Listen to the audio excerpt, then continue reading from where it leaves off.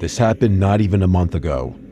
I'm a senior in high school, and I've lived in Nevada my whole life. There's not a whole lot to do here, but one thing my friends and I have always been into is urban exploring. We'd look for abandoned buildings, old service tunnels, dead malls, anything that felt forgotten. We'd climb through broken fences, take pictures, sometimes sneak up to the roofs or down into basements. It wasn't about breaking stuff or doing anything illegal. It was just about the vibe. The only guy in our group who always found the weirdest places was Charles. He was kind of the quiet, mysterious type. He'd show up with locations none of us had heard of. Half the time, I didn't even ask how he found them. One day, he sent us a screenshot from some sketchy Instagram account.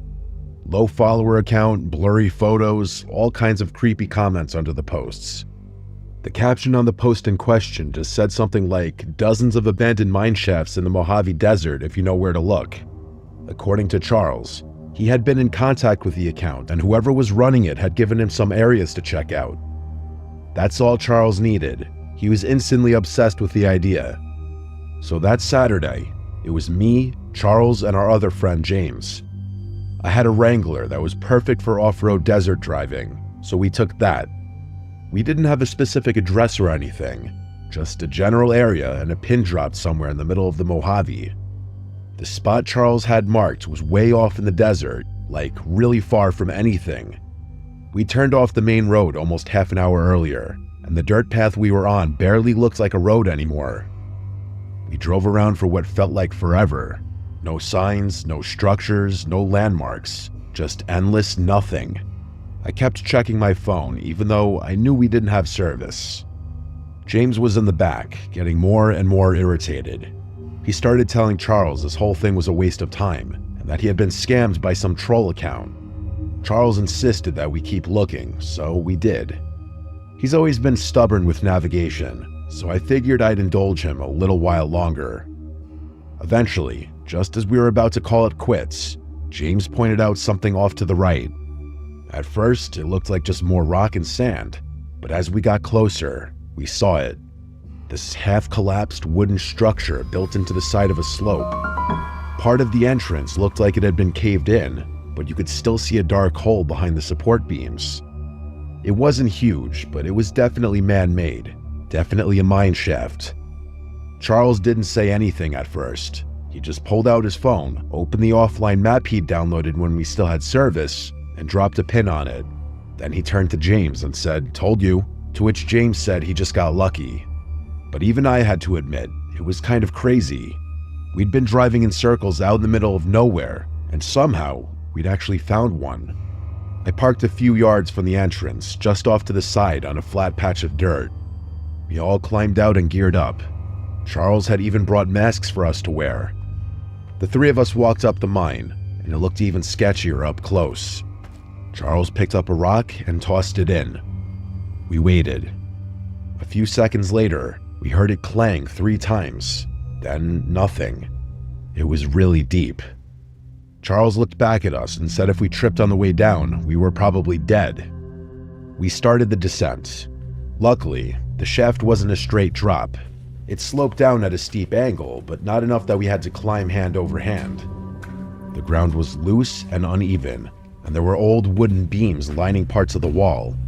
Surprisingly, they seemed pretty sturdy. The deeper we went, the colder it got, and quieter. It was really eerie down there. We couldn't even see any light coming through from the entrance anymore. Eventually, we made it to what felt like the bottom. The shaft leveled out and opened into a wider tunnel that branched off in a few directions. It looked exactly how you'd imagine. Old support beams every few yards, rusted rails half buried in dirt, and a thick layer of dust on everything. There were scraps of wood and metal scattered around, maybe parts of old carts or tools. It smelled kind of stale in there, if that made any sense. Honestly, I didn't realize how much of a blessing the masks were until that point. We picked a tunnel and just started walking. None of us really said much. We weren't looking for anything specific, just exploring. There honestly wasn't much cool stuff down there. The place looked like it had been mostly cleaned out of anything worth taking. But then we heard something. It was faint, somewhere further down the tunnel.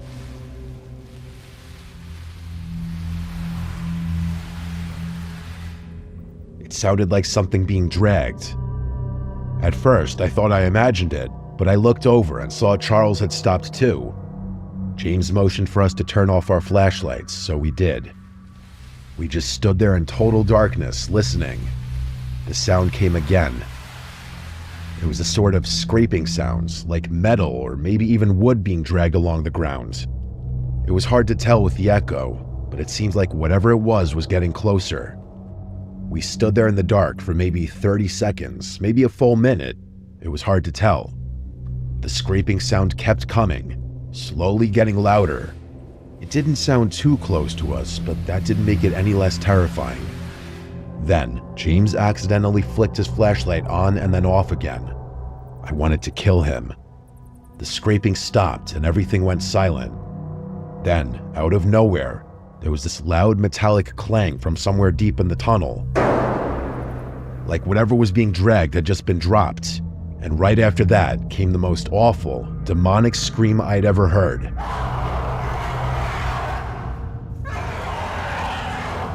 It barely sounded human. We turned and ran, not even caring about how loud we were being. I've never run faster in my entire life. I could hear footsteps coming from somewhere behind me, and I thought I was going to have a panic attack. I was in the back trying to keep up, and then I tripped on something. One of my shoes came off, and I struggled to stay upright. I didn't have time to go back for it, so I just kept going, trying to ignore the pain in my foot. Up ahead, Charles and James had already reached the incline and were climbing. I practically threw myself up the stairs. When I tell you climbing those stairs half barefoot was the most painful thing I'd ever experienced, I'm not exaggerating. It was excruciating. I picked up a new splinter every few seconds. If not for the adrenaline coursing through my veins, I don't think I would have been able to make it out of there. By the time I finally made it out into the open air, my foot was shot. I needed James and Charles to damn near carry me over to the car. I couldn't drive like that, so James jumped in the driver's seat. I barely got the door closed before he threw it in gear and floored it. I don't think we were followed up the shaft, but we weren't sticking around to find out. We drove in silence all the way to the nearest hospital. I thought the pain was going to make me pass out. I ended up having to get a tetanus shot, and even after all my wounds were cleaned and all the splinters were removed, I couldn't walk normally for days. A few days later, once I could walk without limping too bad, James told us he'd dropped his wallet somewhere near the shaft, probably when he was helping me get to the car. He hadn't said anything at the time, but now he figured it was worth going back. Just to the entrance, no way were we going back inside. So the three of us drove back out there using the pin that Charles had saved. Obviously, James's wallet was nowhere in sight, but we did find something. My shoe. It was sitting a few feet from the mine's entrance. I cautiously walked over to it and picked it up. It was torn up, like someone, or dare I say something, had bitten into it. There were literally teeth marks in my shoe, and entire chunks of it were missing. We didn't stick around much longer after that. None of us can come up with any rational explanation. You might be quick to just say it was some homeless person living down there, but if that were the case, how the hell had they managed to stay alive for so long? There was no food down there. What in the world would they eat? Charles said that Instagram account never responded to him when he DM'd him about what happened. It's going to be a long time before I do any urban exploring in the desert again.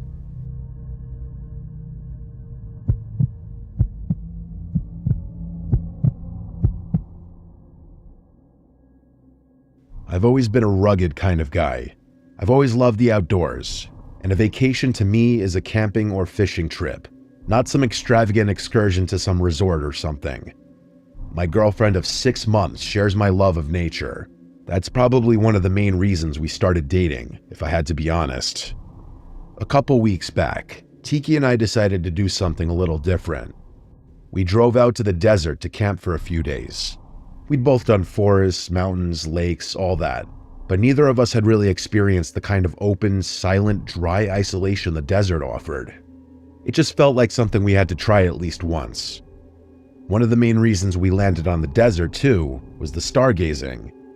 That's something we both love. probably more than anything else.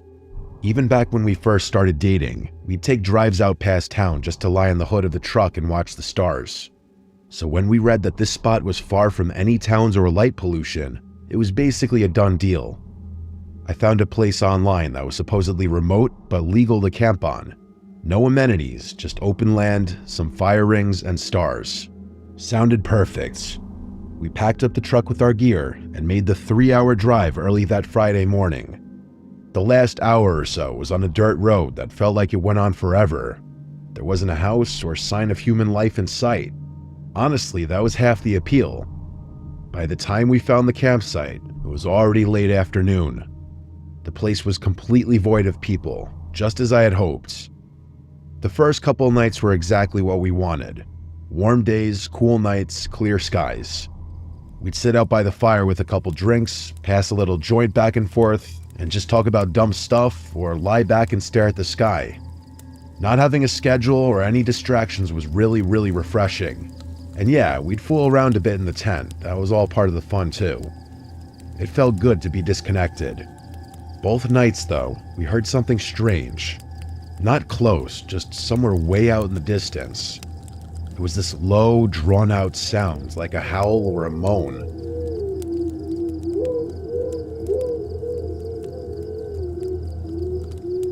It didn't really sound like a person, more like an animal. The first night, we both sort of paused when we heard it. Tiki looked at me like, "Did you hear that too?" And I nodded. But we ended up laughing it off. I said it was probably a coyote or a mountain lion or something, and she agreed. Same thing the second night, right around the same time too. We chalked it up to being desert wildlife.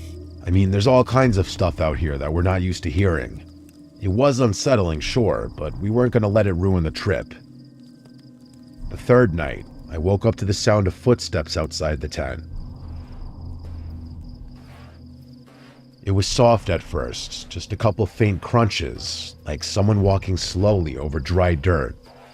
I held my breath and listened. It wasn't an animal.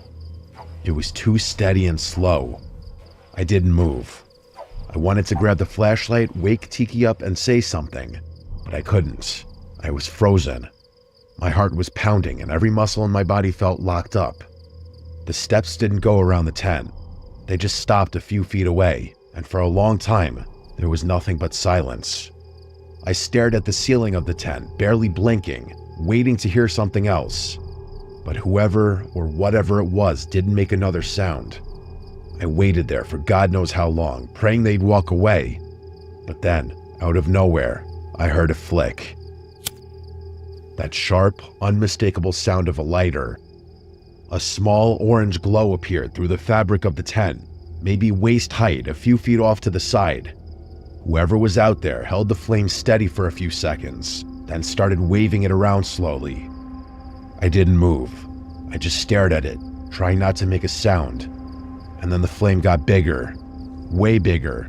It went from a flicker to a glow, like they'd lit something, a torch maybe. Then, without warning, the person dropped whatever they were holding. I heard it hit the dirt with a dull thump, and a second later, the side of the tent lit up. The heat came fast, way faster than I expected, and within seconds, the fire started spreading. That's what finally snapped me out of my haze. I woke Tiki up, and she immediately realized what was happening. We scrambled, no time to think. We started tossing our stuff out of the tent and onto the dirt. I'm not even sure we got everything. We sprinted out of the tent while the fire spread. Tiki grabbed one of our water jugs and dumped it on the fire, while I tried stomping out anything that had caught on fire. Eventually, we got it under control. Half the tent was completely ruined. I grabbed the flashlight and started scanning the area around the tent, looking for the person who had just tried to kill us, but there was no one. At least, no one I could see. Tiki started packing up our stuff, and I quickly followed suit. We started speed walking what we thought was the direction of the truck. There weren't any landmarks, and it was dark, so we were practically guessing. After a few minutes, it became clear we were turned around. At some point, maybe 10 minutes into walking, I heard it again. That same distant scream we'd heard the first 2 nights.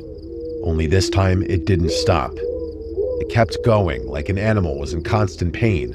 And then another scream started from somewhere else, and then another one. They were all coming from behind us, but it was clear that there were multiple things out there. I didn't say anything. I just grabbed Tiki's arm and started moving faster. By some miracle, we actually found the truck.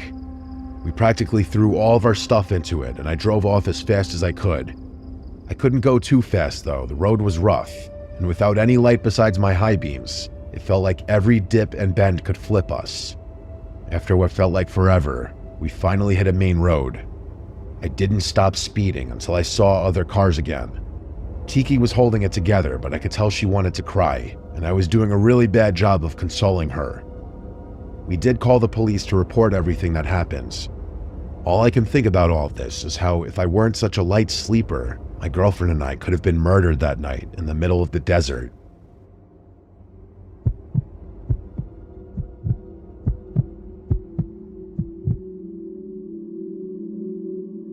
This is important context for what I'm about to tell you, so I'm going to start here.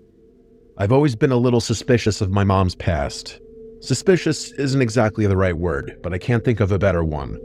She was born in Mexico and spent her childhood there before moving to the States alone to pursue an undergrad degree. The rest is history. She found work, met my dad, and has lived in America ever since. I don't really know a lot about her life before America, and there's a part of me that thinks that's by design. She avoids talking about her past entirely and dismisses any questions about it with a joke or by changing the subject. Growing up, my dad always told me that it was because she had some childhood trauma that was better left undiscussed, and I believed that for the longest time. I mean, why wouldn't I? But as I grew older, I started getting more and more curious, and would often marvel at how skilled my mom was at dodging those kinds of questions at family gatherings and whatnot. Here's what I do know. She lived in a border town somewhere in northern Mexico along the Texas border. It doesn't have the best reputation being a border town and all. The closest I've ever gotten to knowing anything about her parents is a joke that she told a few times when I was younger. She would laugh that her dad's side of the family were the politicians and her mom's side were the crooks, but she was never able to tell which was which.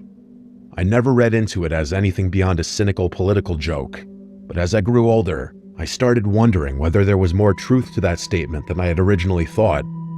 Her dad worked for the government in some capacity, and she never spoke about her mother, not once. The only other piece of information I have is a name. I'm not going to write it out, so I'm just going to call him R.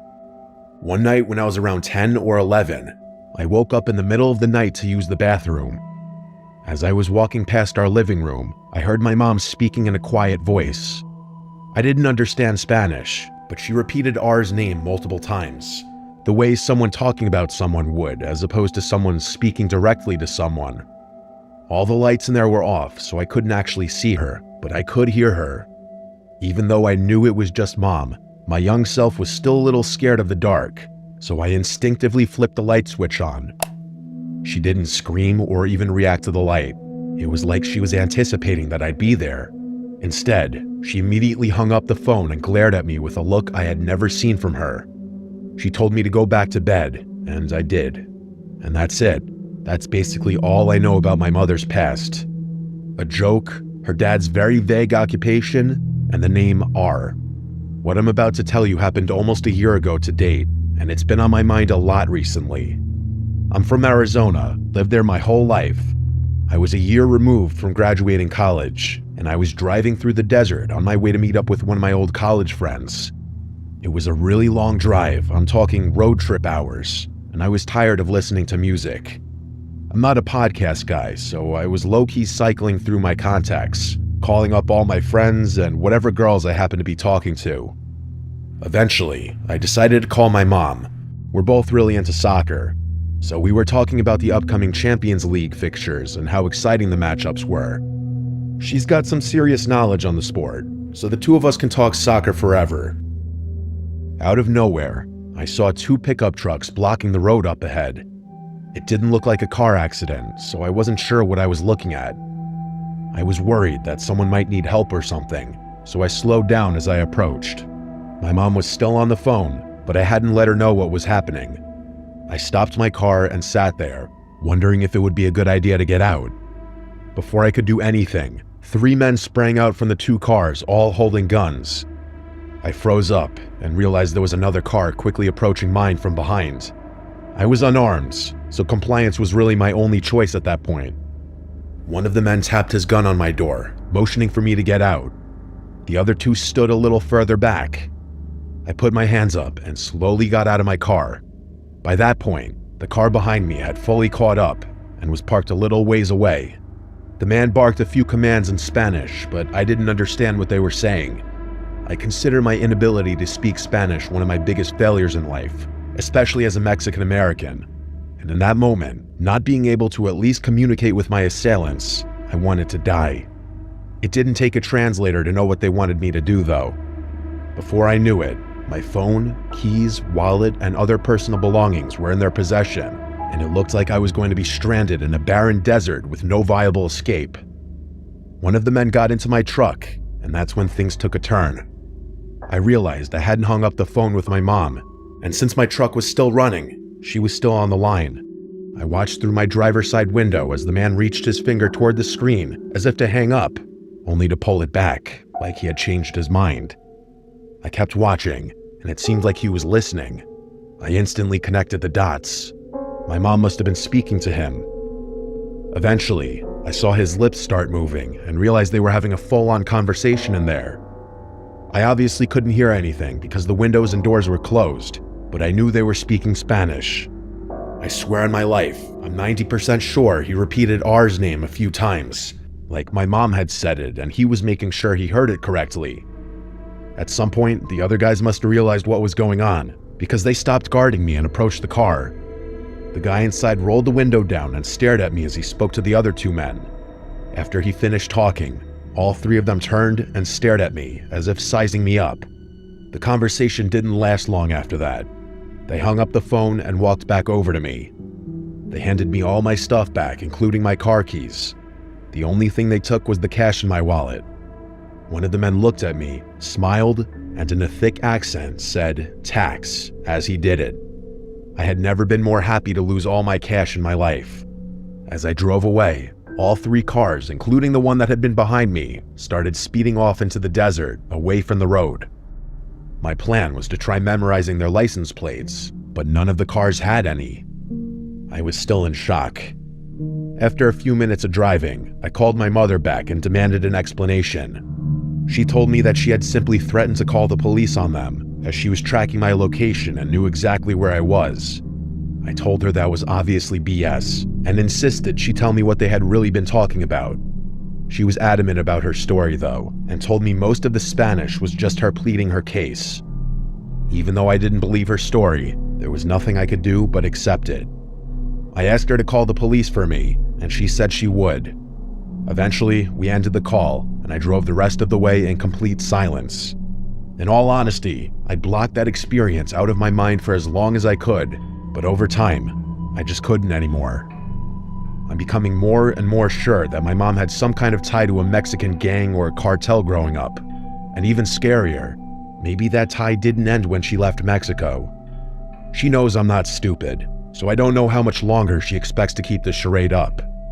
I feel like I should just straight up ask her, but I'm really worried about what kind of tension that might create.